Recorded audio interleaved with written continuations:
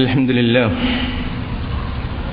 نحمده ونستعينه ونستهديه ونستغفره ونؤمن به ونتوكل عليه ونعوذ بالله تعالى من شرور أنفسنا ومن سيئات أعمالنا من يهده الله فلا مضل له ومن يضلله فلن تجد له وليا مرشدا أشهد أن لا إله إلا الله وحده لا شريك له خصنا بخير كتاب أنزل وأكرمنا بخير نبي أرسل وجعلنا خير أمة أخرجت للناس نأمر بالمعروف وننهى عن المنكر ونؤمن بالله وأشهد أن سيدنا وحبيبنا وقائدنا ومعلمنا وأسوتنا محمدا عبده ورسوله أدى الأمانة وبلغ الرسالة ونصح للأمة وجاهد في الله حق جهاده وتركنا على المحجة البيضاء ليلها كنهارها لا يزيغ عنها إلا هالك اللهم صل وسلم على هذا النبي الكريم وعلى آله وصحبه أجمعين ومن تبعهم بإحسان إلى يوم الدين أما بعد فإن خير الحديث كتاب الله وخير الهدي هدي محمد صلى الله عليه وسلم وشر الأمور محدثاتها وكل محدثة بدعة وكل بدعة ضلالة وكل ضلالة في النار أيها الإخوان والأخوات أوصيكم وإياي بتقوى الله أعوذ بالله السميع العليم من الشيطان الرجيم بسم الله الرحمن الرحيم في بيوت أذن الله أن ترفع ويذكر فيها اسمه يسبح له فيها بالغدو والآصال رجال لا تلهيهم تجارة ولا بيع عن ذكر الله وإقام الصلاة وإيتاء الزكاة يخافون يوما تتقلب فيه القلوب والأبصار ليجزيهم الله أحسن ما عملوا ويزيدهم من فضله والله يرزق من يشاء بغير حساب صدق الله العلي العظيم. പ്രിയപ്പെട്ട സഹോദരന്മാരെ സഹോദരിമാരെ, അല്ലാഹു സുബ്ഹാനഹു വ തആലയുടെ കൽപ്പനകൾ, അവൻ്റെ വിധിവിലക്കുകൾ ജീവിതത്തിലുടനീളം പാലിച്ചുകൊണ്ട് അവനിഷ്ടപ്പെട്ട അവൻ്റെ അടിയാറുകളായി മുന്നോട്ടു പോകണമെന്ന് അല്ലാഹു സുബ്ഹാനഹു വ തആല നമുക്ക് നൽകിയ വളരെ പരിമിതമായ എണ്ണപ്പെട്ട വർഷങ്ങളിൽ മാത്രം ഒതുങ്ങി നിൽക്കുന്ന ഈ ആയുസ് ആ വിധത്തിൽ വിനിയോഗിക്കണമെന്ന്, അങ്ങനെ മുത്തഖീങ്ങളും മുഅ്മിനീങ്ങളുമായി ജീവിക്കണമെന്ന് എന്നെയും നിങ്ങളെയും ഞാൻ വസിയത്ത് ചെയ്യുകയാണ്. അർഹമർ റഹീമീനായ റബ്ബ് സുബ്ഹാനഹു വ തആല നമ്മുടെ എല്ലാവരുടെയും ജീവിതത്തിലെ ഏറ്റവും വലിയ പൂതിയും ആഗ്രഹവും ലക്ഷ്യവുമായ സ്വർഗത്തിലെ ജന്നാത്തുൽ ഫിർദൗസ് നേടിയെടുക്കുവാനുള്ള തൗഫീഖ് നമുക്കെല്ലാവർക്കും പ്രദാനം ചെയ്യുമാറാവട്ടെ. ഈ ലോകത്ത് അവൻ ആവശ്യപ്പെട്ടതുപോലെ ജീവിക്കുവാനുള്ള സന്മനസ് അല്ലാഹു നമുക്ക് പ്രദാനം ചെയ്യുമാറാവട്ടെ. നമ്മുടെ ജീവിതത്തിലെ എല്ലാ വീഴ്ചകളും, എല്ലാ പാപങ്ങളും, തെറ്റുകളും, കുറ്റങ്ങളും അവൻ നമുക്ക് പുറത്തു തരികയും നന്മ ചെയ്യാനുള്ള സന്മനസ് പ്രദാനം ചെയ്യുകയും പരലോകത്തെ എല്ലാവിധ ശിക്ഷകളിൽ നിന്നും, അവൻ്റെ ഖബർ ശിക്ഷ, അതികഠിനമായ വിചാരണ, നരകം തുടങ്ങിയ എല്ലാ ശിക്ഷകളിൽ നിന്നും നമ്മെ കാത്തു സംരക്ഷിക്കുമാറാവട്ടെ.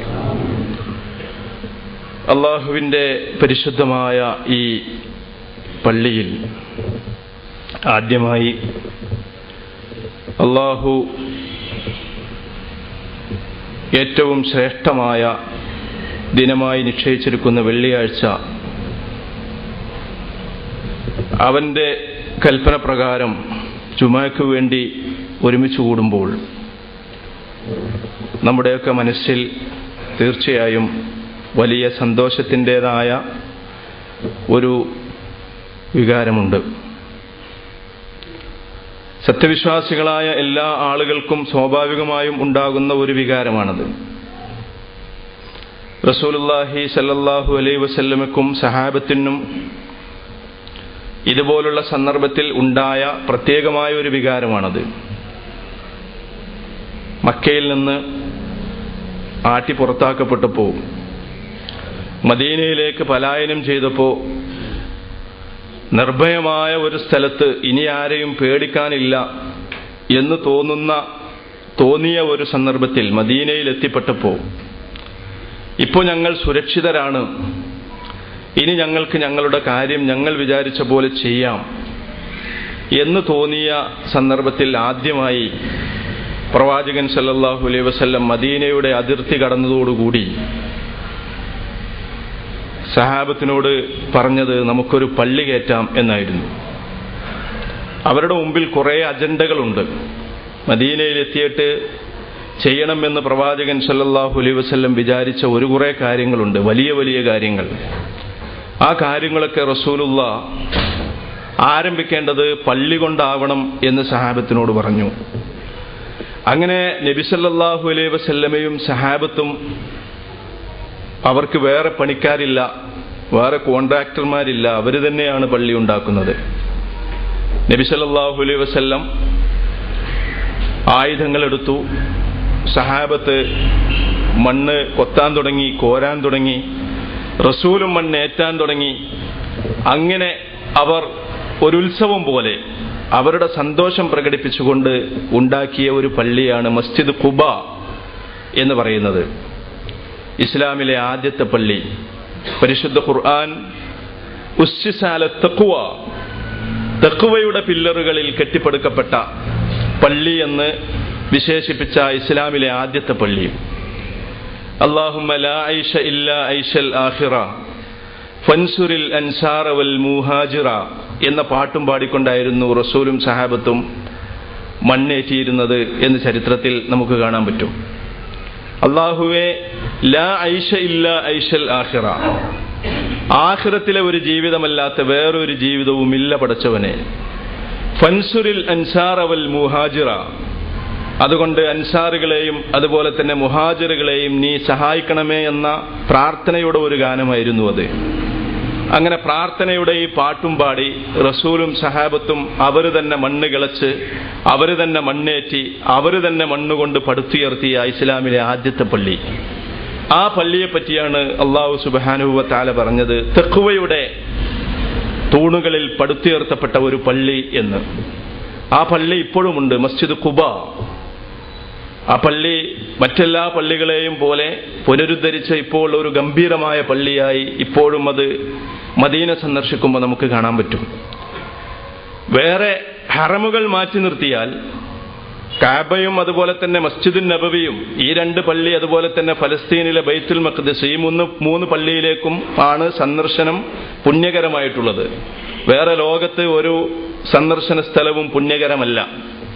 ഈ മൂന്ന് പള്ളികളും സന്ദർശിക്കുന്നത്, അവിടെ നമസ്കരിക്കുന്നതിന് പ്രത്യേകമായ പുണ്യം ഉണ്ട്.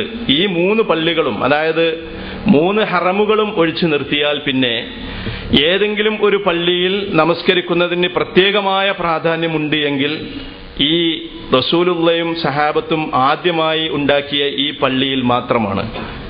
മസ്ജിദ് ഖുബായിൽ നിങ്ങൾ 2 റക്അത്ത് സുന്നത്ത് നമസ്കരിച്ചാൽ നിങ്ങൾ ഒരു ഉംറ ചെയ്തതുപോലെയാണ് എന്ന് നബി സല്ലല്ലാഹു അലൈഹി വസല്ലം പറഞ്ഞിട്ടുണ്ട്. അതുകൊണ്ട് മദീന സന്ദർശിക്കുന്ന ആളുകളൊക്കെ ഇന്നും ഈ റസൂൽ ഉണ്ടാക്കിയ ആദ്യത്തെ പള്ളി സന്ദർശിക്കാറുണ്ട്. കാരണം അവിടെ പോയി 2 റക്അത്ത് നമസ്കരിക്കുന്നത് ഒരു ഉംറ ചെയ്തതിന് സമമാണ് എന്ന് നബി സല്ലല്ലാഹു അലൈഹി വസല്ലം പഠിപ്പിച്ചിട്ടുള്ളത് കൊണ്ട് ആ പള്ളിക്ക് പ്രാധാന്യമുണ്ടായത് ഇസ്ലാമിലെ ആദ്യത്തെ പള്ളി. ഇങ്ങനെ റസൂലും സഹാബത്തും അവരുടെ സന്തോഷം പ്രകടിപ്പിച്ചുകൊണ്ട് മദീനയുടെ കവാടത്തിലേക്ക് കടക്കുന്ന ഒരു പള്ളിയായി, ഒരു ഇസ്ലാമിക സമൂഹത്തെ ഉണ്ടാക്കുന്ന പ്രക്രിയയിലേക്കുള്ള ഒരു പ്രവേശികയായി, ഒരു വലിയ ഇസ്ലാമിക സാമൂഹ്യ വ്യവസ്ഥ കെട്ടിപ്പടുക്കുന്നതിന്റെ നാന്ദിയായി ആരംഭിച്ച ഒരു പള്ളിയായിരുന്നു അത് എന്നതാണ് ആ പള്ളിയുടെ പ്രസക്തി. അങ്ങനെയാണ് ആ പള്ളി സന്ദർശിക്കുന്നതും അവിടെ 2 റക്അത്ത് നമസ്കരിക്കുന്നതും മറ്റ് പള്ളികളിലൊന്നും പ്രതിഫലമില്ലാത്ത ഒരു പ്രതിഫലം, ഒരു ഉംറയുടെ പ്രതിഫലം ആ പള്ളിക്ക് നൽകപ്പെടുകയും ചെയ്തത്. പള്ളി എന്ന് പറയുന്നത് നമുക്കറിയാമല്ലോ, ഭൂലോകത്തെ ഏറ്റവും പരിശുദ്ധമായ സ്ഥലമാണ്. ഭൂലോകത്തെ ഏറ്റവും പരിശുദ്ധമായ സ്ഥലമാണ്. വഅന്നൽ മസാജിദ ലില്ലാ, പള്ളി എന്ന് പറയുന്നത് അള്ളാഹുവിൻ്റേത് മാത്രമാണ്, വേറെ ആരുടേതുമല്ല. വേറെ ആർക്കും അതിൽ യാതൊരുവിധ ഉടമാവകാശവുമില്ല. ശരിയാണ്, എല്ലാറ്റിൻ്റെയും ഉടമ അള്ളാഹുവാണ്. പക്ഷേ ഭൂമിയിൽ പരിമിതമായ ചില ഉടമാവകാശം അള്ളാഹു മനുഷ്യർക്ക് നൽകിയിട്ടുണ്ട്. എൻ്റെ വീട് എന്ന് എനിക്ക് എൻ്റെ വീടിനെ പറ്റി, എൻ്റെ തോട്ടം എന്ന് എനിക്ക് എൻ്റെ തോട്ടത്തെപ്പറ്റി ഞാൻ മരിക്കുന്നതുവരെ പറയുവാൻ അള്ളാഹു എനിക്ക് അവകാശം നൽകിയിട്ടുണ്ട്. പക്ഷേ ഒരു പള്ളിയെ സംബന്ധിച്ച് അങ്ങനെ പറയുവാനും ആർക്കും അള്ളാഹു അവകാശം നൽകിയിട്ടില്ല. കാരണം വഅന്നൽ മസാജിദ ലില്ലാ, പള്ളി അള്ളാഹുവിൻ്റേത് മാത്രമാണ് എന്നാണ് പരിശുദ്ധ ഖുർആൻ പറഞ്ഞിരിക്കുന്നത്.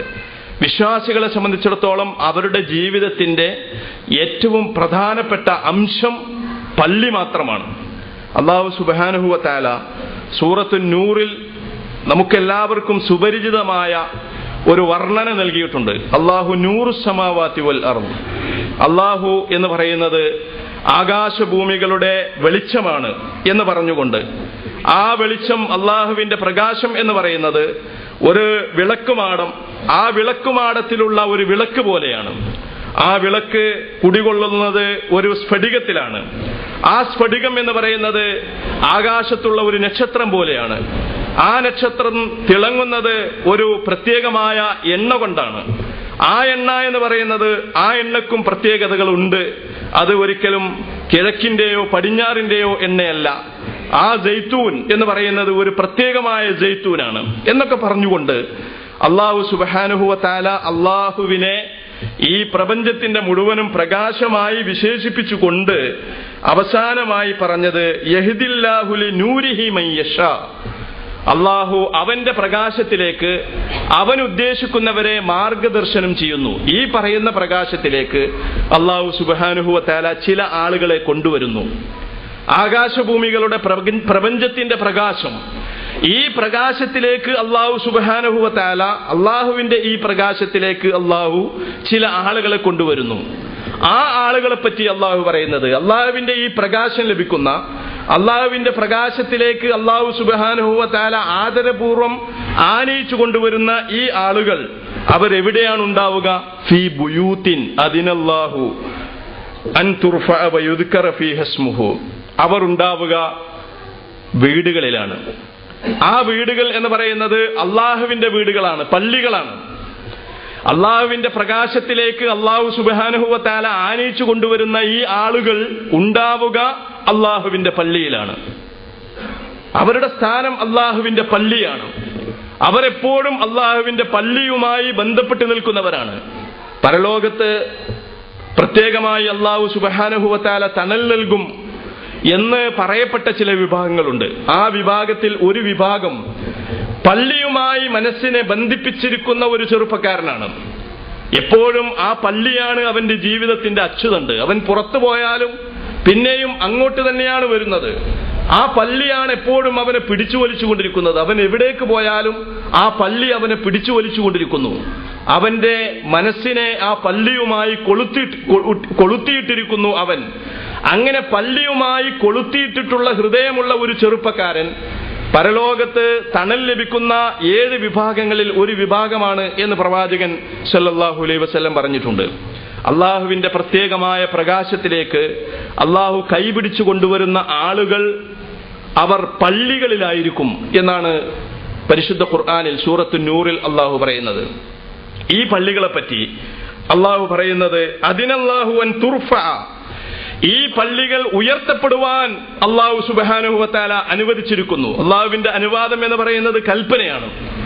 ഈ പള്ളികൾ ഉയർത്തപ്പെടുവാൻ, അത് കെട്ടിപ്പടുക്കപ്പെടുവാനും, അത് എല്ലാ അവിശുദ്ധമായ കാര്യങ്ങളിൽ നിന്നും ഉയർന്നു നിൽക്കുവാനും അള്ളാഹു സുബ്ഹാനഹു വ തആല കൽപ്പിച്ചിരിക്കുന്നു. അതിന്റെ തൂണുകൾ ഉയർത്തപ്പെടുന്നു എന്നതുപോലെ പാടില്ലാത്ത സർവ്വസംഗതികളിൽ നിന്നും ഈ പള്ളി ഉയർത്തപ്പെട്ടിരിക്കുന്നു. എല്ലാ നജസ്സുകളിൽ നിന്നും ഈ പള്ളി ഉയർത്തപ്പെട്ടിരിക്കുന്നു. എല്ലാ അവിശുദ്ധ കാര്യങ്ങളിൽ നിന്നും ഈ പള്ളി ഉയർത്തപ്പെട്ടിരിക്കുന്നു. അതുകൊണ്ട് മറ്റ് പലയിടങ്ങളിലും പാടുള്ളത് പലതും പള്ളിയിൽ പാടില്ല എന്ന് നബി സല്ലല്ലാഹു അലൈഹി വസല്ലം വളരെ വ്യക്തമായ നിർദ്ദേശം നൽകിയിട്ടുണ്ട്. നിങ്ങൾ പള്ളിയിലേക്ക് പ്രവേശിച്ചു കഴിഞ്ഞാൽ ഈ പള്ളിയിൽ ഒരശുദ്ധിയും ഉണ്ടാകുവാൻ പാടുള്ളതല്ല. ഒരശുദ്ധിയോടുകൂടി നിങ്ങൾ ഈ പള്ളിയിലേക്ക് പ്രവേശിക്കുവാൻ പാടുള്ളതല്ല. പള്ളിയിൽ എന്തൊക്കെ അശുദ്ധികളുണ്ടോ അത് മുഴുവനും മാറ്റേണ്ടത് നിങ്ങളുടെ ജോലിയാണ്. റസൂൽ പറഞ്ഞു, പള്ളിയുടെ വാതിൽക്കൽ ജനങ്ങൾക്ക് ശുദ്ധീകരിക്കുവാനുള്ള സൗകര്യമുണ്ടായിരിക്കണം. ഇസ്ലാമിന്റെ കാഴ്ചപ്പാട് പറയുകയാണ്, ഒരു മനുഷ്യന് ശുദ്ധിയാകുവാനുള്ള സൗകര്യം പള്ളി ഉണ്ടാക്കുമ്പോൾ ആ പള്ളിയുടെ ഭാഗത്ത് നിങ്ങൾ ചെയ്തിരിക്കണം. ആ പള്ളിയിൽ വെച്ച് നിങ്ങൾ ഒരിക്കലും പള്ളിയിൽ പറയാൻ പാടില്ലാത്ത കാര്യങ്ങൾ പറയുവാൻ പാടുള്ളതല്ല, സംസാരിക്കുവാൻ പാടുള്ളതല്ല. ഒരിക്കലും പള്ളിയിൽ സംസാരിക്കുന്നവരെ, അനാവശ്യമായി സംസാരിക്കുന്നവരെ, ശബ്ദമുയർത്തുന്നവരെ ശക്തമായി കൈകാര്യം ചെയ്യുക എന്നത് ഉമർ റളിയല്ലാഹു അൻഹുവിന്റെ ഒരു പതിവ് രീതിയായിരുന്നു എന്ന് നമുക്ക് ചരിത്രത്തിൽ കാണാൻ പറ്റും. ഒരാൾ ഉറക്കെ സംസാരിച്ചപ്പോ ഉമർ റളിയല്ലാഹു അൻഹു അയാളോട് വരാൻ പറഞ്ഞു, രണ്ടാളോട്. എന്താണ് നിങ്ങൾ സംസാരിക്കുന്നത്? എവിടെ നിന്നാണ് നിങ്ങൾ എന്ന് ചോദിച്ചു. അപ്പോ അവർ പറഞ്ഞു, ഞങ്ങൾ തായിഫുകാരാണ്. അപ്പൊ ഉമർ റളിയല്ലാഹു അൻഹു പറഞ്ഞു, നിങ്ങൾ തായിഫുകാരായതുകൊണ്ട് ഞാൻ നിങ്ങളെ വെറുതെ വിടുന്നു. നിങ്ങളെങ്ങാനും ഈ നാട്ടുകാർ എന്റെ നാട്ടുകാരായിരുന്നുവെങ്കിൽ നിങ്ങളെ വേദനിപ്പിക്കുമായിരുന്നു, ഞാൻ നിങ്ങൾക്ക് വേദന വരുവോളം ഞാൻ അടിക്കുമായിരുന്നു എന്ന് ഉമർ റളിയല്ലാഹു അൻഹു പറഞ്ഞു. പക്ഷേ ഈ നാട്ടുകാരല്ലാത്തത് കൊണ്ട്, ഒരതിഥികൾ ആയതുകൊണ്ട്, വേറെ തായിഫിൽ നിന്ന് വന്നവരായതുകൊണ്ട് ഞാനിപ്പോ ഒന്നും ചെയ്യുന്നില്ല എന്ന് ഉമർ റളിയല്ലാഹു അൻഹു പറഞ്ഞതായിട്ട് നമുക്ക് കാണാൻ പറ്റും. അതുപോലെ തന്നെ പള്ളിയിൽ സംസാരിച്ച ആളുകളോട്, ഒരാളോട് അതദ്രി ഐന അൻത, നീ എവിടെയാണ് എന്ന് നിനക്കറിയുമോ എന്ന് ഉമർ റളിയല്ലാഹു അൻഹു ചോദിച്ചതായിട്ട് നമുക്ക് കാണാൻ പറ്റും.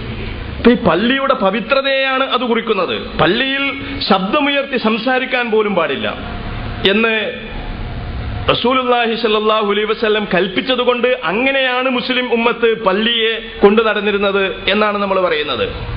സാധാരണ തെറ്റ് ചെയ്ത ആളുകളെ ഇസ്ലാമിക ഭരണകൂടം ശിക്ഷിക്കാറുണ്ട്. കൊലയാളിയെ കൊല്ലും, കട്ടവന്റെ കൈമുറിക്കും. പക്ഷെ റസൂൽ പറഞ്ഞു, പള്ളിയിൽ വെച്ച് നിങ്ങൾ ഇതൊന്നും ചെയ്യരുത്. പള്ളിയിൽ ഒരിക്കലും ആയുധം കൊണ്ടുവരികയോ ആയുധം വാള് പള്ളിയിൽ വെച്ച് ഊരുകയോ, അല്ലെങ്കിൽ തെറ്റ് ചെയ്തവരെ തന്നെ ഇസ്ലാം ശിക്ഷിക്കുന്നത് ന്യായമാണ് എങ്കിൽ പോലും അതുപോലുള്ള പണികളൊന്നും പള്ളിയിൽ വെച്ച് ചെയ്യരുത്. എന്തുകൊണ്ട്? പള്ളിയിൽ വരുന്ന മനുഷ്യന്മാർക്ക് ഒരു സമാധാനം കിട്ടണം. കട്ടവന്റെ കൈ ഇസ്ലാമിക രാഷ്ട്രത്തിന്റെ തലസ്ഥാനമാണ് പള്ളിയെങ്കിലും കട്ടവന്റെ കൈ പള്ളിയിൽ വെച്ച് മുറിക്കുമ്പോൾ അത് കാണുന്ന മനുഷ്യർക്കുണ്ടാകുന്ന ഒരു ബേജാറുണ്ട്. പള്ളിയിലേക്ക് വരുന്ന ഒരാളും യാതൊരുവിധ അസ്വസ്ഥതകളും ഇല്ലാതെ പള്ളിയിലേക്ക് വരണം. അവർ കാണുന്ന കാഴ്ചകൾ സുന്ദരമായിരിക്കണം, അവരുടെ മനസ്സിന് സമാധാനം ഉണ്ടായിരിക്കണം. അതുകൊണ്ട് ആയുധങ്ങൾ പള്ളിയിൽ ഉണ്ടാകാൻ പാടില്ല, ഒരാളും അവന്റെ ആയുധം പള്ളിയിൽ എടുക്കാൻ പാടില്ല എന്ന് നബി സല്ലല്ലാഹു അലൈഹി വസല്ലം പറഞ്ഞു. കാരണം പള്ളി എന്ന് പറയുന്നത് കാരുണ്യത്തിന്റെ, സമാധാനത്തിന്റെ കേന്ദ്രമാണ്. അവിടെ മനുഷ്യന്മാർക്ക് അത് കിട്ടണം. അപ്പോ ഇസ്ലാമിലെ ഹദ്ദ്, ശിക്ഷാ നടപടികൾ ഒരിക്കലും പള്ളിയിൽ വെച്ച് നടപ്പിലാക്കരുത് എന്ന് നബി സല്ലല്ലാഹു അലൈഹി വസല്ലം പറഞ്ഞു. അപ്പൊ പള്ളി എന്ന് പറയുമ്പോൾ അതുകൊണ്ട് എന്താണ് ഉദ്ദേശിക്കുന്നത് എന്ന് റസൂലിന്റെ ഈ കൽപ്പനകളിലൂടെ നമുക്ക് കാണാൻ പറ്റും. പള്ളിയിൽ കച്ചവടം നടത്തുക, അറബികൾ കച്ചവടക്കാരായിരുന്നു.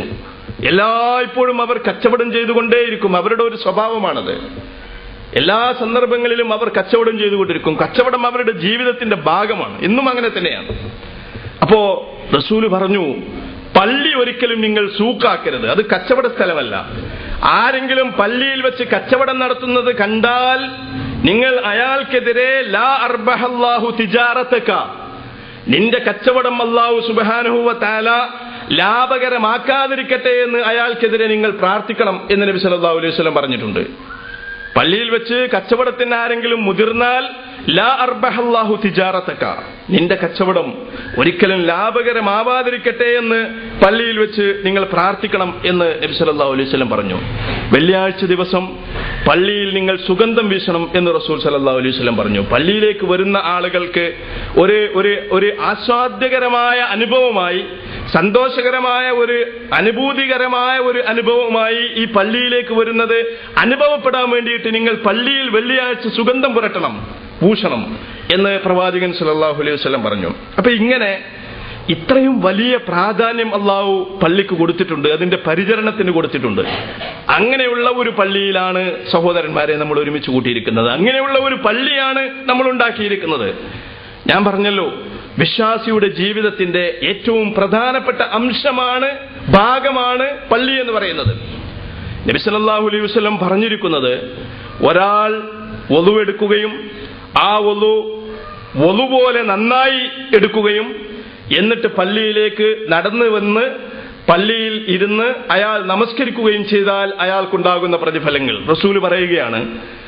ഒളു എടുക്കേണ്ടതുപോലെ ഒളു എടുത്തുകൊണ്ട് അയാൾ പള്ളിയിലേക്ക് വരുന്നു. വീട്ടിൽ നിന്ന് അയാൾ വെക്കുന്ന ഓരോ കാൽവെപ്പും ഒരടി അയാൾ വെച്ചു കഴിഞ്ഞാൽ അയാൾ ഒരു നന്മ ചെയ്തതായി എഴുതപ്പെടും.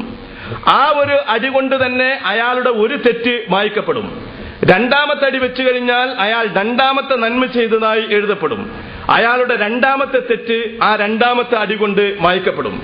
അങ്ങനെ പള്ളിയിലേക്ക് എത്ര കാലുകളാണോ എത്ര അടികളാണോ സ്റ്റെപ്പുകളാണോ അയാൾ വെച്ചിട്ടുള്ളത്, ആ ഓരോ സ്റ്റെപ്പുകളും ഓരോ നന്മയും ഓരോ പാപമോചനവും ആകുന്നു എന്ന് നബി സല്ലല്ലാഹു അലൈഹി വസല്ലം പറഞ്ഞു. അങ്ങനെ ഒരാൾ പള്ളിയിൽ വന്നിരുന്നു കഴിഞ്ഞാൽ അയാൾ നമസ്കാരത്തിന് വേണ്ടി കാത്തിരിക്കുകയാണ് എങ്കിലും പള്ളിയിലെത്തി ഇരിക്കുന്നതോടുകൂടി അയാൾ നമസ്കരിക്കുന്നവനെ പോലെയാണ്. നമസ്കരിക്കുന്നില്ല, അയാൾ നമസ്കാരം കാത്തിരിക്കുകയാണ്. പക്ഷേ അങ്ങനെയാണെങ്കിൽ പോലും അയാൾ നമസ്കരിക്കുന്നവനെ പോലെയാണ്. അയാളുടെ നമസ്കാരത്തിന് വേണ്ടിയുള്ള ആ കാത്തിരിപ്പ് നമസ്കാരമായിട്ട് തന്നെ പരിഗണിക്കുകയും അപ്പോഴൊക്കെയും അയാൾ നമസ്കരിച്ചതിന്റെ പ്രതിഫലം അയാളുടെ കർമ്മപുസ്തകത്തിൽ എഴുതപ്പെടുകയും ചെയ്യും.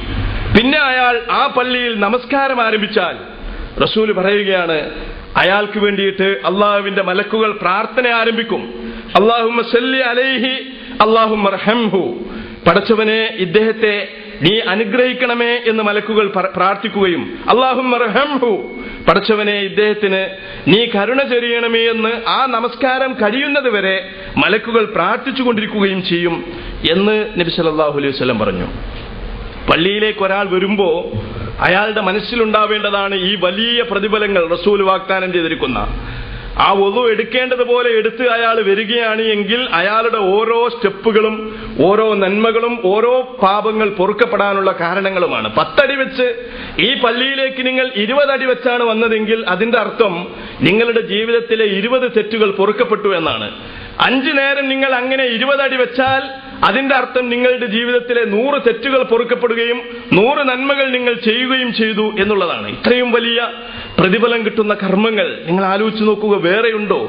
ഈ പള്ളിയിലേക്ക് വരുന്നതിന് അത്രയധികം നബി സല്ലല്ലാഹു അലൈഹി വസല്ലം വലിയ പ്രതിഫലങ്ങൾ വാഗ്ദാനം ചെയ്തിരിക്കുന്നു.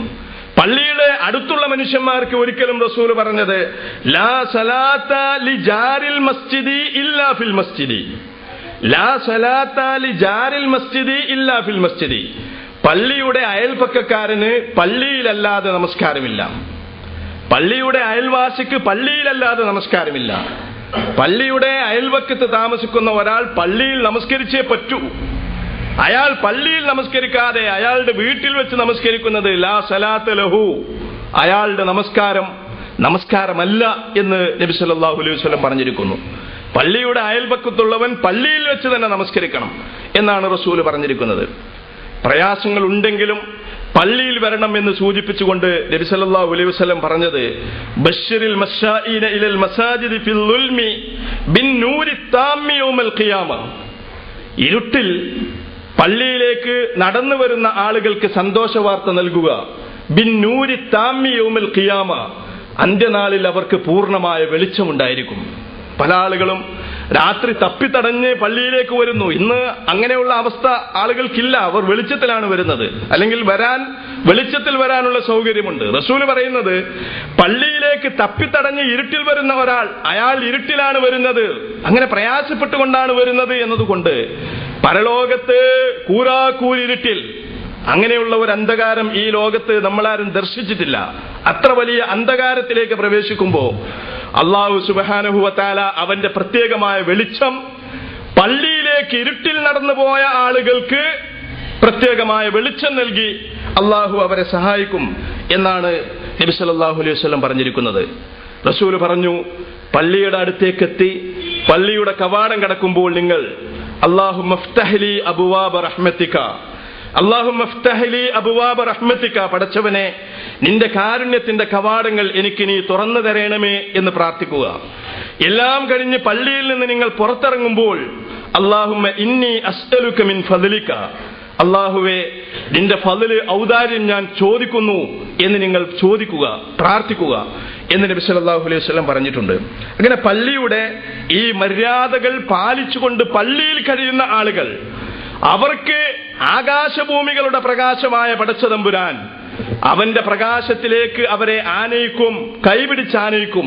അള്ളാഹുവിന്റെ പ്രകാശത്തിലേക്ക് അവർക്ക് അള്ളാഹു സുബ്ഹാനഹു വ തആല സ്വാഗതമോതും എന്നാണ് ഈ ആയത്തുകളിൽ നിന്ന് നമുക്ക് കാണാൻ കഴിയുന്നത്. പള്ളിയിൽ വന്ന് യുസബ്ബിഹു ലഹു ഫീഹാ ബിൽ ഗുദുവ്വി വൽ ആസാൽ, രാവിലെയും വൈകുന്നേരവും പ്രഭാതത്തിലും പ്രദോഷത്തിലും ഈ ആളുകൾ പള്ളിയിൽ വന്ന് അള്ളാഹുവിനെ പ്രകീർത്തിക്കുന്നു, അള്ളാഹുവിനെ സ്തുതിക്കുന്നു, അള്ളാഹുവിനെ വാഴ്ത്തുന്നു രാവിലെയും വൈകുന്നേരവും. മഹാനായ ഇമാം ഇബ്നു അബ്ബാസ് റളിയല്ലാഹു അൻഹു പറഞ്ഞിട്ടുണ്ട്, രാവിലെയും വൈകുന്നേരവും എന്ന് പറയുമ്പോൾ അതുകൊണ്ട് ഉദ്ദേശിക്കുന്നത് സുബഹി നമസ്കാരവും അസർ നമസ്കാരവുമാണ്. പള്ളിയിൽ ഒരാൾക്ക് സുബഹി നമസ്കാരവും അസർ നമസ്കാരവും നിർവഹിക്കുവാൻ സാധിച്ചാൽ അത് പ്രത്യേകമായ പുണ്യമുള്ള ഒരു നമസ്കാരമാണ്. ഇബ്നു അബ്ബാസ് റളിയല്ലാഹു അൻഹു പറയുന്നത് ആദ്യം നിർബന്ധമാക്കപ്പെട്ട നമസ്കാരമാണത് എന്നാണ്. മുനാഫിക്കുകൾ ഏറ്റവും അധികം വരാതിരുന്ന നമസ്കാരം അത് രണ്ടുമായിരുന്നു, സുബഹിയും അസറുമായിരുന്നു. മുനാഫിക്കുകൾ പള്ളിയിൽ ബാക്കിയുള്ള സമയങ്ങളിൽ ഉണ്ടാകും, പക്ഷേ സുബഹി നമസ്കാരത്തിനും അസർ നമസ്കാരത്തിനും കപടവിശ്വാസികൾ പലപ്പോഴും റസൂലിന്റെ പള്ളിയിൽ ഉണ്ടാകുമായിരുന്നില്ല. അവരുടെ കൂട്ടത്തിലെ കപടവിശ്വാസികളെ തിരിച്ചറിയാനുള്ള ഒരു മാർഗമായിരുന്നു അത് എന്നാണ് പറയപ്പെടുന്നത്. അവർ ബാക്കിയുള്ള ജമാഅത്തിലൊക്കെ ഉണ്ടാവുമെങ്കിലും സുബഹിക്കും അസറിനും ഉണ്ടാവുകയില്ല. ഇവിടെ അള്ളാഹു പറയുന്നത് ഈ ആളുകൾ അവർ രാവിലെയും വൈകുന്നേരവും ഈ പള്ളിയിൽ അള്ളാഹുവിനെ പ്രകീർത്തിക്കുന്നവരാകുന്നു എന്നതാണ്. റിജാലുൻ ലാ തുൽഹീഹിം തിജാറത്തുൻ വലാ ബൈഉൻ അൻ ദിക്രില്ലാഹ്, ആളുകൾ, ആണുങ്ങൾ എന്ന് പറയുന്നത് അസീമത്തിനെ, അവരുടെ ദൃഢനിശ്ചയത്തെ കുറിക്കുവാനാണ്. റിജാലുൻ, അവർ ദൃഢനിശ്ചയമുള്ളവരാണ്, അസീമത്തുള്ളവരാണ്, മനസ്സുറപ്പുള്ളവരാണ്. ആരെങ്കിലും എന്തെങ്കിലും പറയുമ്പോൾ അതിനൊക്കെ അനുസരിച്ച് അങ്ങോട്ടും ഇങ്ങോട്ടും നിൽക്കുന്ന നിലപാട് ഇല്ലാത്തവരല്ല അവർ അവരുടെ ഈ നേരത്തെ പറഞ്ഞ അള്ളാഹുവിന്റെ പ്രകാശത്തിൽ നടക്കുന്നവരാണ്. വേറെയുള്ള കൃത്രിമമായ വ്യാജമായ വെളിച്ചങ്ങളിലല്ല അവർ നടക്കുന്നത്. അതുകൊണ്ട് അവർക്ക് എല്ലായ്പ്പോഴും അവരുടേതായ നിലപാടുണ്ടാകും. അള്ളാഹുവിന്റെ പ്രകാശത്തിലാണ് അവർ നടക്കുന്നത്. ഈ ആളുകൾ അവർ ആണുങ്ങളാണ്. ലാ തുൽഹീഹിം തിജാറത്തുൻ വലാ ബൈഉൻ അൻ ദിക്രില്ലാഹ്, അള്ളാഹുവിന്റെ സ്മരണയിൽ നിന്ന് കച്ചവടമോ അല്ലെങ്കിൽ കൊള്ളക്കൊടുക്കലുകളോ അവരെ അശ്രദ്ധരാക്കുകയില്ല. കച്ചവടവും അതുപോലെ തന്നെ ഇടപാടുകളും കാരണമായിട്ട് അള്ളാഹുവിനെ ഓർക്കാൻ കഴിയാത്ത, അതിന് സമയമില്ലാത്ത, അതേപ്പറ്റി ശ്രദ്ധയില്ലാതെ കഴിയുന്ന ആളുകളല്ല ഇവർ. ഇത് വളരെ പ്രധാനപ്പെട്ട ഒരു സംഗതിയാണ്. കച്ചവടവും അതുപോലുള്ള കാര്യങ്ങളും കാരണമായിട്ട് അള്ളാഹുവിനെ ഓർക്കാൻ സാധിക്കാതെ വരിക. യാ അയ്യുഹല്ലദീന ആമനൂ ലാ തുൽഹിക്കും അംവാലുക്കും വലാ ഔലാദുക്കും അൻ ദിക്രില്ലാഹ്, മുഅ്മിനീങ്ങളെ, നിങ്ങളുടെ സമ്പത്തും സന്താനങ്ങളും അള്ളാഹുവിനെ അനുസ്മരിക്കുന്നതിന് നിങ്ങൾക്ക് തടസ്സമാവാതിരിക്കട്ടെ, അള്ളാഹുവിനെ അനുസ്മരിക്കുന്നതിൽ നിന്ന് നിങ്ങളുടെ ശ്രദ്ധ തിരിക്കാതിരിക്കട്ടെ. ഇതാ രണ്ടുമാണ് മനുഷ്യന്റെ ശ്രദ്ധ തിരിക്കുന്നത്. അവനവന്റെ സമ്പത്തിന്റെ കാര്യമുണ്ട്, പണം, അതുപോലെ തന്നെ അവന്റെ കുടുംബത്തിന്റെ കാര്യമുണ്ട്. ഇത് രണ്ടും വരുമ്പോ മനുഷ്യന് പിന്നെ പടച്ചവനൊന്നും ഒരു പ്രശ്നമല്ല. അവൻ ജീവിക്കുന്നത് തന്നെ അവന്റെ മക്കൾക്ക്, കുടുംബത്തിന് വേണ്ടിയിട്ടാണ്, അവന്റെ സമ്പത്തിന് വേണ്ടിയിട്ടാണ്. അത് വാരിക്കൂട്ടാനുള്ള നെട്ടോട്ടത്തിൽ മക്കൾക്ക് തന്റെ മരണശേഷം മക്കൾക്കും മക്കളുടെ മക്കൾക്കും പേരമക്കൾക്കും ജീവിക്കാൻ വേണ്ട വകയുണ്ടാക്കണമെന്ന് വിചാരിച്ച് അവനുള്ളത് മാത്രമല്ല ബാക്കിയുള്ളവർക്കും വേണ്ടി ഉണ്ടാക്കാനുള്ള നെട്ടോട്ടമാണ് അവൻ നടത്തിക്കൊണ്ടിരിക്കുന്നത്. ഇതിനിടയിൽ അവന് നമസ്കാരം, പള്ളി, ജമാഅത്ത്, അള്ളാഹുവിനെ പറ്റിയുള്ള ഓർമ്മ, ഇതുപോലുള്ള കാര്യങ്ങൾക്കൊക്കെ എവിടെയാണ് സമയം? പക്ഷെ ഈ ആളുകൾ അങ്ങനെയല്ല. അവർ ഒരിക്കലും ഇങ്ങനെയുള്ള ഭൗതികമായ കാര്യങ്ങൾ കൊണ്ട് അള്ളാഹുവിനെ പറ്റിയുള്ള ശ്രദ്ധയിൽ നിന്ന് അവരൊരിക്കലും തിരിഞ്ഞു കളയുന്നില്ല എന്നാണ് പരിശുദ്ധ ഖുർആൻ പറയുന്നത്. വഇഖാമിസ് സലാത്തി വഈതാഇസ് സകാത്തി യഖാഫൂന യൗമൻ തതഖല്ലബു ഫീഹിൽ ഖുലൂബു വൽ അബ്സാർ. എല്ലാ കച്ചവടവും ഇടപാടുകളും നിർത്തിവെച്ചുകൊണ്ട് അള്ളാഹുവിന്റെ പള്ളിയിലേക്ക് വരിക. ഇസ്ലാമിക ചരിത്രത്തിൽ നമുക്ക് കാണാൻ പറ്റും, മദീനയിൽ റസൂലിന്റെ പള്ളിയിൽ നിന്ന് ബാങ്കുയർന്നു കഴിഞ്ഞാൽ അതിന്റെ ചുറ്റുപാടും സഹാബികളുടെ കച്ചവടം ഉണ്ടായിരുന്നു. ആ കച്ചവടം നിർത്തി അവർ നേരെ പള്ളിയിലേക്ക് വരും. ചില ആളുകൾ റിപ്പോർട്ട് ചെയ്തിട്ടുണ്ട്, നമ്മൾ അത്ഭുതപ്പെടും, മദീനയിലൂടെ നടന്നു പോയാൽ കച്ചവടമൊക്കെ അങ്ങനെ തന്നെ കിടക്കുന്നുണ്ടാവും. നമ്മൾ ഷട്ടർ താഴ്ത്തുന്ന അല്ലെങ്കിൽ അടച്ചു വെക്കുന്ന ഒരു ഏർപ്പാട് പോലും ഇല്ല. എവിടെയാണോ ബാങ്ക് കേൾക്കുന്നത് അതോടുകൂടി കച്ചവടം സ്റ്റക്കാകും, നിലക്കും, അത് നിലച്ചു പോകും. പിന്നെ വാങ്ങുന്നവനെ സാധനം വാങ്ങുന്നില്ല, കൊടുക്കുന്നവൻ കൊടുക്കുന്നില്ല, അതോടുകൂടി അതവിടെ നിലക്കുകയാണ്. അതോടുകൂടി പള്ളിയിലേക്ക് വരികയാണ്. ഇന്ന് അതിന്റെ ഒരു അവശിഷ്ടമാണ് നമുക്ക് സൗദി അറേബ്യയിൽ കാണാൻ കഴിയുന്നത്. നമസ്കാരത്തിന്റെ സമയമായാൽ കച്ചവടം തൽക്കാലം നിർത്തിക്കൊണ്ട് ആളുകൾ പള്ളിയിലേക്ക് വരുന്നു. പക്ഷെ ഇന്ന് അത് പലപ്പോഴും പറയേണ്ടി വരികയും അതുപോലെ തന്നെ അത് നോക്കാൻ സ്ക്വാഡുകളെ ഏൽപ്പിക്കേണ്ടി വരികയും ഒക്കെ ചെയ്യുന്നുണ്ട്. അല്ലെങ്കിൽ ആളുകൾ ഷട്ടർ താഴ്ത്തി കടകൾക്ക് അകത്തിരിക്കുന്നുണ്ട്. കാരണം അവരെ സംബന്ധിച്ചിടത്തോളം ഒരു നിയമം പാലിക്കുകയാണ് അവരിൽ പലരും. എന്നാൽ സഹാബത്തിന്റെ കാലത്ത് അങ്ങനെ ഒരാളും നടന്ന് കച്ചവടം നിർത്താൻ പറയേണ്ടതില്ലായിരുന്നു. ബാങ്ക് കേൾക്കുമ്പോൾ തന്നെ അവരുടെ കച്ചവടം നിന്നിരിക്കും. മഹാനായ അബൂദർദാ റളിയല്ലാഹു അൻഹു പറഞ്ഞു, എനിക്ക് എന്റെ കച്ചവടത്തിലൂടെ ഒരു ദിവസം 300 ദിർഹം ലാഭമുണ്ട്. ഒരു ദിവസം കച്ചവടത്തിൽ നിന്ന് 300 ദിർഹം ഞാൻ ലാഭമുണ്ടാക്കും. പക്ഷെ അങ്ങനെയൊക്കെയാണ് എങ്കിലും ബാങ്ക് കേട്ടാൽ പിന്നെ ഞാൻ കച്ചവടത്തിന് നിൽക്കാൻ എനിക്ക് കഴിയില്ല. കാരണം ഞാൻ എപ്പോഴും സൂറത്തു നൂറിൽ പറഞ്ഞ ഈ ആളുകളുടെ കൂട്ടത്തിൽ ഉൾപ്പെടാനാണ് ഉദ്ദേശിച്ചത്. റിജാലുൻ ലാ തുൽഹീഹിം തിജാറത്തുൻ വലാ ബൈഉൻ അൻ ദിക്രില്ലാഹ്. അള്ളാഹുവിനെ ഓർക്കുന്നതിൽ നിന്ന് കച്ചവടവും കൊള്ളക്കൊടുക്കലുകളും ഒരിക്കലും ശ്രദ്ധ തിരിക്കാത്ത വിധത്തിലുള്ള ആളുകൾ, ആണുങ്ങൾ എന്ന് പറഞ്ഞ ആ കൂട്ടത്തിൽ പെടാൻ ഞാൻ ഉദ്ദേശിക്കുന്നത് കൊണ്ട് എനിക്ക് ഒരു ദിവസം കിട്ടുന്ന 300 ദിർഹമിന്റെ ലാഭത്തെ പറ്റിയല്ല, ഖുർആനിൽ പറഞ്ഞ ഈ ആളുകളുടെ കൂട്ടത്തിൽ ഉൾപ്പെടുന്നതിനെ പറ്റിയാണ് ഞാൻ എപ്പോഴും ആലോചിക്കാറുണ്ടായിരുന്നത് എന്ന് മഹാനായ അബൂദർദാ റളിയല്ലാഹു അൻഹു പറഞ്ഞതായിട്ട് നമുക്ക് കാണാൻ പറ്റും. അപ്പോ ഇതിന്റെയൊക്കെ കാരണം എന്താ? അതാണ് ഖുർആൻ പറയുന്നത്, യഖാഫൂന യൗമൻ, അവർ ഒരു ദിവസത്തെ പേടിക്കുന്നു. ഇതിന്റെയൊക്കെ കാരണം അതാണ്, അവർ ഒരു ദിവസത്തെ പേടിക്കുന്നു. തതഖല്ലബു ഫീഹിൽ ഖുലൂബു വൽ അബ്സാർ, ആ ദിവസത്തിൽ മനുഷ്യന്റെ ഹൃദയങ്ങളും അവരുടെ കൽബുകളും കണ്ണുകളും തകിടം മറിയും. അങ്ങനെ ഒരു ദിവസം വരാനുണ്ടല്ലോ എന്ന് ഓർക്കുന്ന ആളുകൾക്ക് ഇതൊക്കെ ചെയ്യാൻ പറ്റുള്ളൂ, അല്ലാത്ത ആളുകൾക്ക് ഇത് ചെയ്യാൻ പറ്റൂല. ഇവരുടെ പ്രത്യേകത അതാണ്. അങ്ങനെ കൽബും കണ്ണും ആകപ്പാടെ തകിടം മറിയുന്ന ഒരു ദിവസം വരാനുണ്ട് എന്ന് വിചാരിക്കുന്നത് കൊണ്ടാണ് ഇവർ ഇങ്ങനെ ആയിട്ടുള്ളത്. ഇതിൽ ഖുലൂബുൽ അതിൽ ഹനാജിർ കാലിമീൻ എന്ന് ഖുർആൻ പറഞ്ഞല്ലോ. ആ ദിവസത്തിൽ മനുഷ്യന്റെ കൽബുകൾ തൊണ്ടക്കുഴിയിലേക്ക് എത്തും, ഹൃദയം തൊണ്ടക്കുഴിയിലേക്ക് കയറുക. അന്ത്യനാളിൽ സംഭവിക്കാൻ പോകുന്നത് അതാണ്. ഒരു മനുഷ്യന്റെ മരണവേളയിൽ സംഭവിക്കാൻ പോകുന്നത് അതാണ്. അവന്റെ അനുഭവം അതാണ്. ഹൃദയം എന്ന് പറയുന്നത് അവന്റെ നെഞ്ചിലാണുള്ളത്.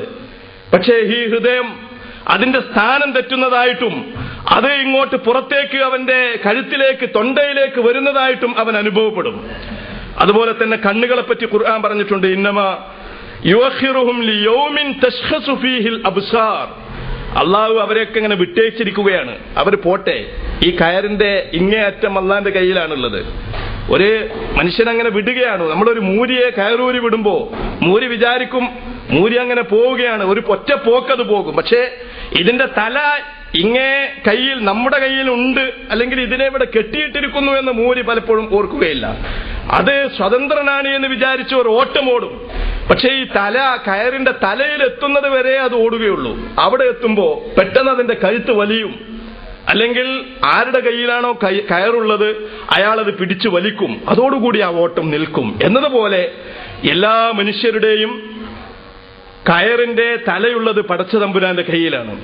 അത് അള്ളാഹു പറയുന്നത് നമ്മൾ കുറച്ചു സമയം അവരെ വിട്ടേച്ചിരിക്കുകയാണ്.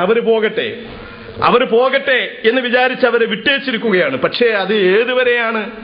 ഒരു ദിവസത്തേക്ക് വരെയാണ് അവർ വിട്ടേച്ചിരിക്കുന്നത്. ആ ദിവസം വന്നു കഴിഞ്ഞാൽ തശ്ഖസു ഫീഹിൽ അബ്സാർ, അന്ന് മനുഷ്യന്റെ കണ്ണ് പുറത്തേക്ക് തള്ളും. കണ്ണ് പുറത്തേക്ക് തള്ളുന്ന ഒരു ദിവസം വരെയാണ് അവരെ അള്ളാഹു വിട്ടേച്ചിരിക്കുന്നത്. അതിനപ്പുറം പോകാൻ പറ്റുകയില്ല.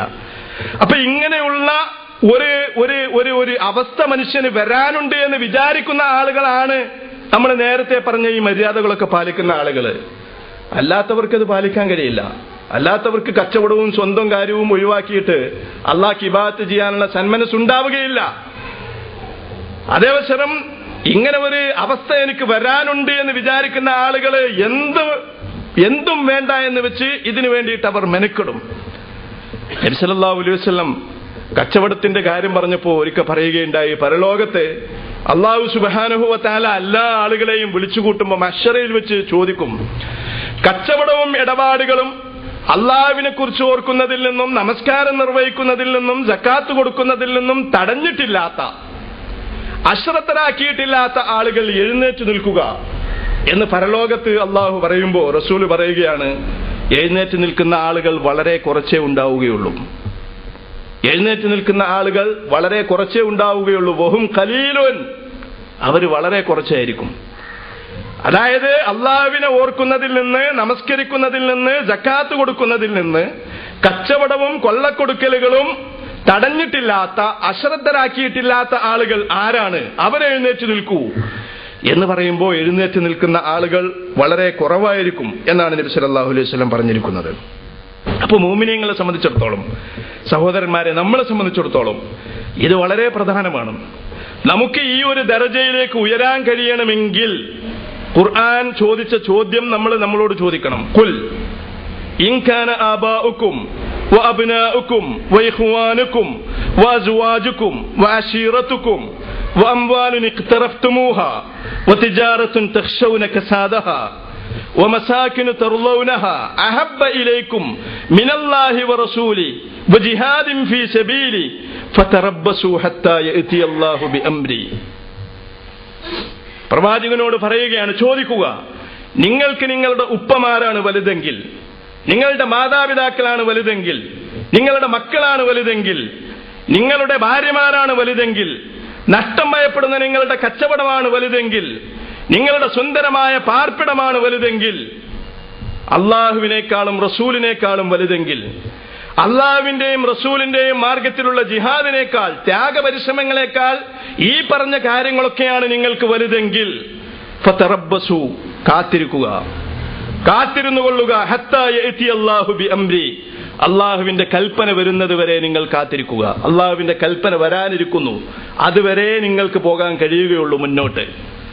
ഇത് വളരെ മൗലികമായ, മർമ്മപ്രധാനമായ ഒരു ചോദ്യമാണ്.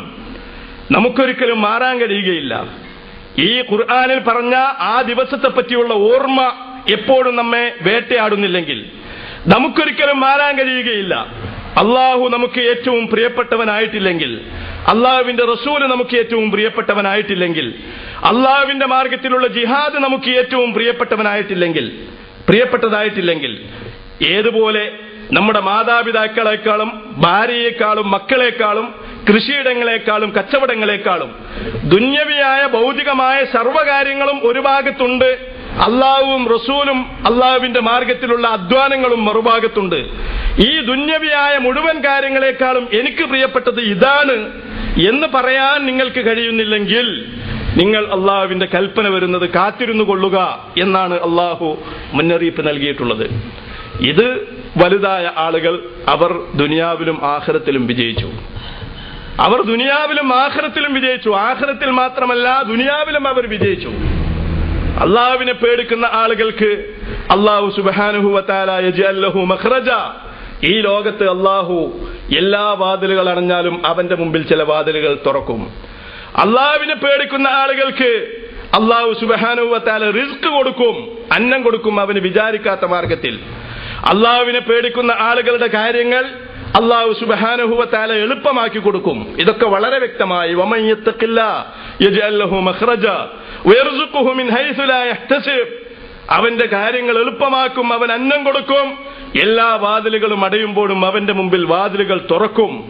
തഖ്വ കൊണ്ട് ദുനിയാവിൽ തന്നെ മനുഷ്യന് കാര്യമുണ്ടാകും, പ്രയോജനങ്ങൾ ഉണ്ടാകും എന്നാണ് അള്ളാഹു തന്നെ പഠിപ്പിച്ചിട്ടുള്ളത്. ലിയജ്സിയഹുമുല്ലാഹു അഹ്സന മാ അമിലു വയസീദഹും മിൻ ഫദ്ലി, അള്ളാഹു അവർ ചെയ്ത ഏറ്റവും നല്ല കർമ്മങ്ങൾക്ക് പ്രതിഫലം കൊടുക്കാൻ വേണ്ടിയിട്ടാണ് ഇങ്ങനെ ചെയ്തിട്ടുള്ളത്. അവന്റെ ഔദാര്യങ്ങൾ അവർക്കവൻ വർദ്ധിപ്പിച്ചു നൽകും. വല്ലാഹു യർസുഖു മൻ യശാഉ ബിഗൈരി ഹിസാബ്, ഒരു കണക്കും കയ്യുമില്ലാതെ അവൻ വിചാരിക്കുന്ന ആളുകൾക്ക് അവൻ അന്നം നൽകും. അന്നം നൽകുന്നത് ഈ ലോകത്ത് ആരുമല്ല, നമ്മുടെ കഴിവ് കൊണ്ടല്ല അത് കിട്ടുന്നത്. അത് നൽകുന്നത് അല്ലാഹു സുബ്ഹാനഹു വ തആലയാണ്. ആ അന്നം നൽകുന്ന അള്ളാഹു ആണ് നമുക്കും അന്നം നൽകുന്നത്. നമ്മുടെ കഴിവ് കൊണ്ട് അന്നമുണ്ടാക്കണം എന്ന് വിചാരിച്ച് ഓടിപ്പാടി ചാടി നടക്കുകയും അള്ളാഹുവിനെ മറക്കുകയും ചെയ്യുന്ന ആളുകൾ മനസ്സിലാക്കണം, അള്ളാഹു വിചാരിക്കുന്നവർക്കേ അന്നം കിട്ടുകയുള്ളൂ. അള്ളാഹു വിചാരിക്കുന്നവർക്കേ സമ്പത്തും സമൃദ്ധിയും ഉണ്ടാവുകയുള്ളൂ. അള്ളാഹുവിനെ ഓർക്കുന്നവരെ അള്ളാഹു സുബ്ഹാനഹു വ തആല ഓർക്കും. നിങ്ങൾ അള്ളാഹുവിനെ സഹായിച്ചാൽ ഇൻ തൻസുറുല്ലാഹ യൻസുറുക്കും, അള്ളാഹു സുബ്ഹാനഹു വ തആല നിങ്ങളെ സഹായിക്കും. അതുകൊണ്ട് അള്ളാഹുവിനെ സഹായിക്കാനുള്ള ഒരു മാർഗമായി ഈ പള്ളിയെ സഹോദരന്മാരെ ഉപയോഗപ്പെടുത്തുക എന്നാണ് എനിക്ക് എന്നോടും നിങ്ങളോടും പറയുവാനുള്ളത്. ഇത് പുരുഷന്മാർക്കും സ്ത്രീകൾക്കും ബാധകമാണ്. പുരുഷന്മാര് മാത്രമല്ല, സ്ത്രീകൾക്കും ബാധകമാണ്. ലാ തംനഉ ഇമാ അല്ലാഹി മസാജിദ് അല്ലാഹ്, അള്ളാഹുവിന്റെ സ്ത്രീകളെ നിങ്ങൾ ഒരിക്കലും പള്ളിയിൽ നിന്ന് തടയരുത് എന്ന് പ്രവാചകൻ സല്ലല്ലാഹു അലൈഹി വസല്ലം വളരെ വ്യക്തമായി പറഞ്ഞിട്ടുണ്ട്.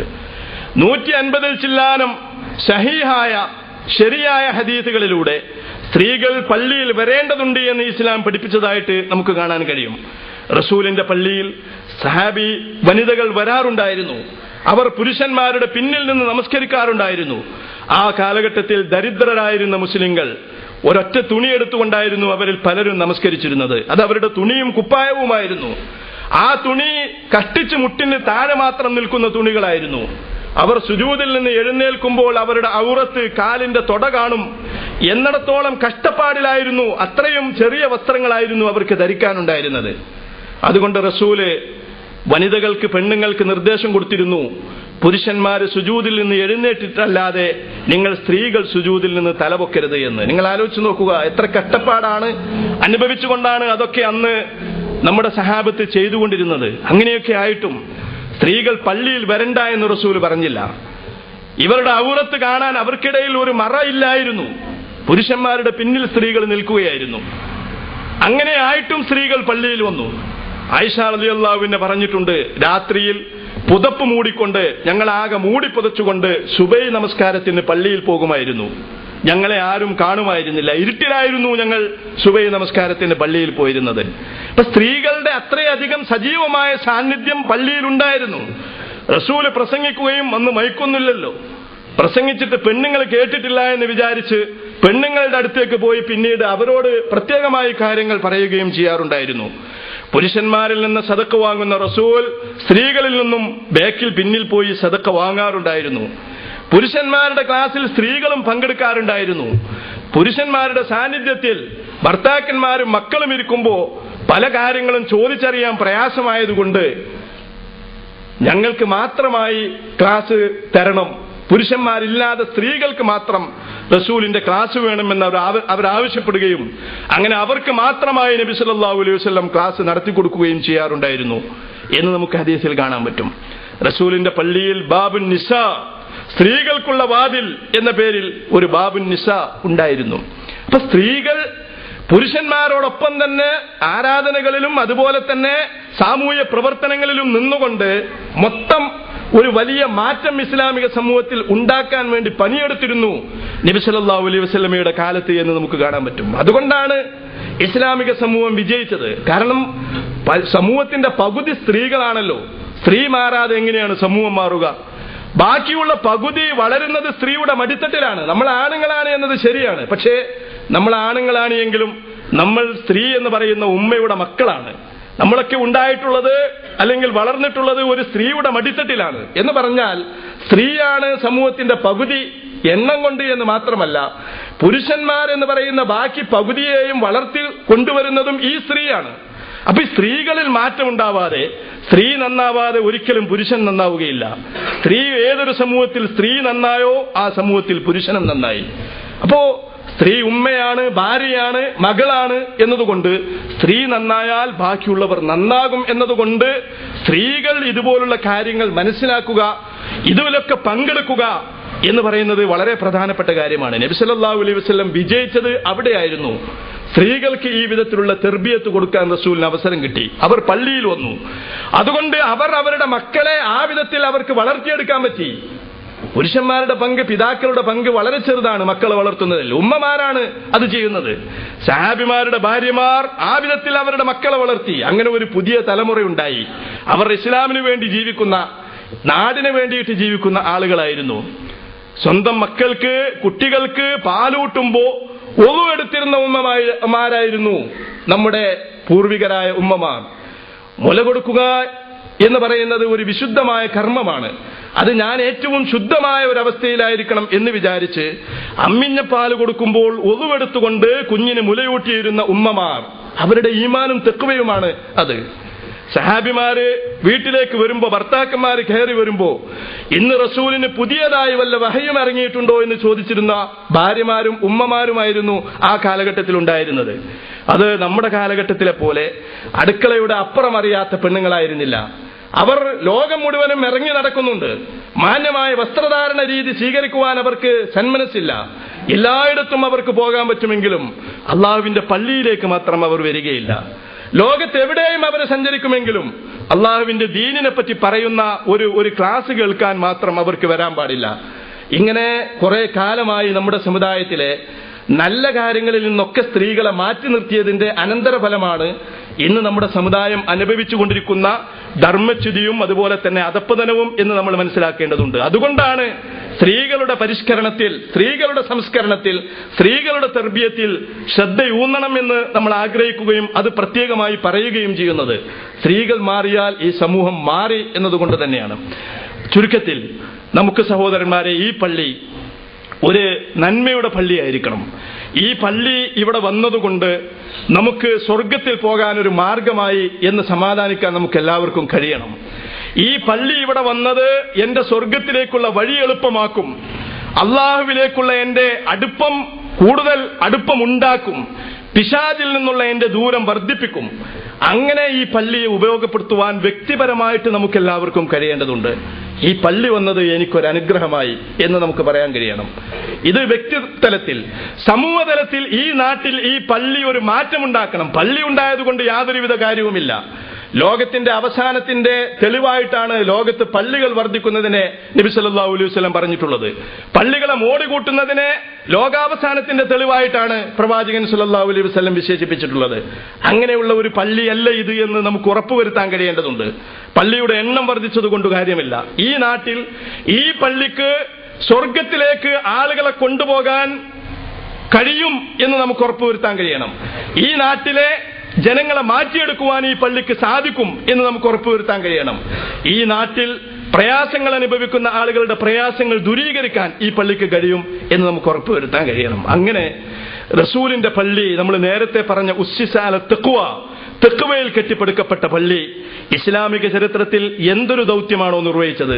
മസ്ജിദ് നബവി മദീനയിൽ എന്തൊരു മാറ്റമാണോ ഉണ്ടാക്കിയത്, അവിടുത്തെ വ്യക്തികളിലും സയ്യിദ് ഖുത്ബ് പറഞ്ഞതുപോലെ ആ പള്ളിയിലൂടെ റോഡിലൂടെ നടക്കുന്ന മുസ്ഹഫുകളെയാണ്, ഖുർആനുകളെയാണ് റസൂല് വാർത്തെടുത്തത്. ആ പള്ളിയിലൂടെ വിപ്ലവകാരികളെയാണ് റസൂൽ വാർത്തെടുത്തത്.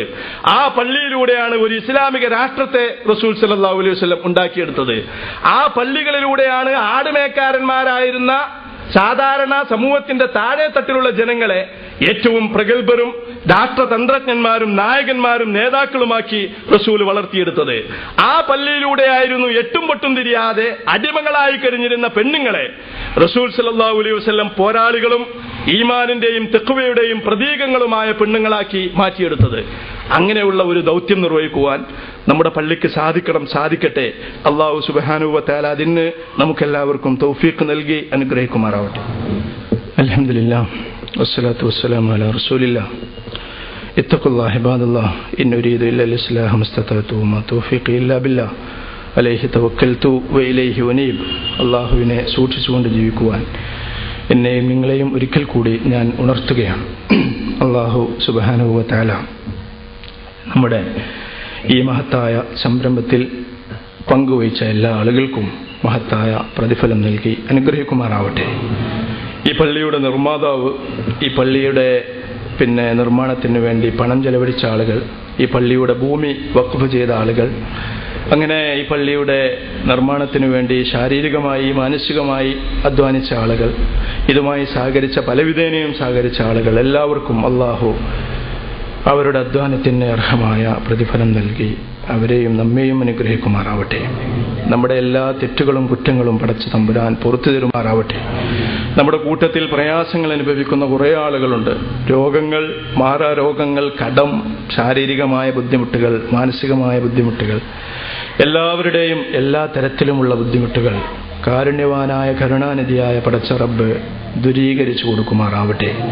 നമ്മുടെ കൂട്ടത്തിൽ നിന്ന് മരിച്ചുപോയ നമ്മുടെ പ്രിയപ്പെട്ടവരുണ്ട്, നമ്മുടെ മാതാപിതാക്കളുണ്ട്, സന്താനങ്ങളുണ്ട്, സഹധർമ്മിണികളുണ്ട്, സഹോദരി സഹോദരന്മാരുണ്ട്, നാട്ടുകാരുണ്ട്, അയൽവാസികളുണ്ട്, കുടുംബക്കാരുണ്ട്, ബന്ധുക്കളുണ്ട്. അല്ലാഹു അവർക്കെല്ലാവർക്കും മഗ്ഫിറത്തും മർഹമത്തും നൽകി അനുഗ്രഹിക്കുമാറാവട്ടെ.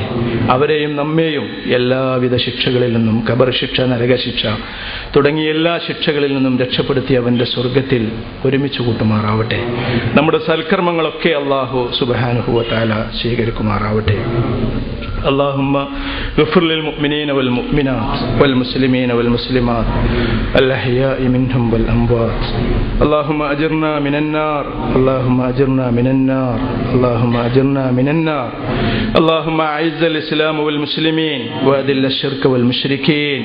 اللهم أعز الإسلام والمسلمين وأذل الشرك والمشركين. ربنا تقبل منا صالح أعمالنا يا أكرم الأكرمين. بنى هذا المسجد المحسن الفاضل سعادة السيد مسبح سعيد السويدي حفظه الله عن طريق سعادة الشيخ الوالد محمد عبد الله الخيال حفظهم الله ورعاهما وتقبل الله طاعاتهما وأدخلهما في فسيح جناته. اللهم ابن لهما بيتا في جنتك كما وعد رسولك صلى الله عليه وسلم يا أرحم الراحمين. ربنا تقبل منا صالح أعمالنا يا أكرم الأكرمين. ربنا تقبل منا دعاءنا إنك أنت السميع العليم وتب علينا إنك أنت التواب الرحيم واغفر لنا يا غافر المذنبين. آمين برحمتك يا أرحم الراحمين.